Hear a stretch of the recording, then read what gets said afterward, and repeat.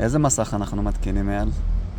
מתקינים מסך אנדרואיד 14, פרומקס 14 של חברת זטה. זה מעבד TS10, מעבד של קורטקס, מעבד מצוין. יש לנו עוד שתי אנטנות פה שאנחנו שמים. אחת זה אנטנה GPS לקליטת לוויינים ואנטנה וי-פיי בשביל קארפליי, ואם אנחנו רוצים להתחבר דרך נקודה חמה מהטלפון בשביל אינטרנט.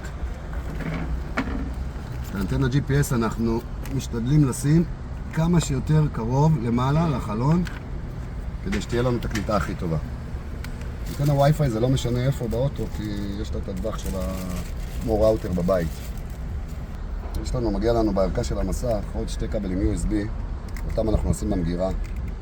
למי שאוהב לשמוע שירים דרך דיסק און קי או דברים כאלה. פה יהיה לנו כניסה לסים ישירות למסך.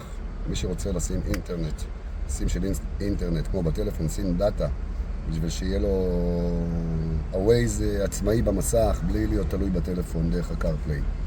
ביוטיוב וערוצי טלוויזיה, כל מה שבא לנו. נעטוף את זה גם יפה באיזולר בנבד, וזה יישב לנו במגירה אחר כך. פה אנחנו שותלים את המיקרופון של המסך החדש. מעבירים אותו יפה, את כל הכבל. אנחנו מחברים את העצמות, כניסה יציאה לכונן הראשי, כניסה יציאה, כניסה יציאה וכניסה של האנטנה ישירות למסך, אנטנה של הרדיו גם. זה קנבס דקודר.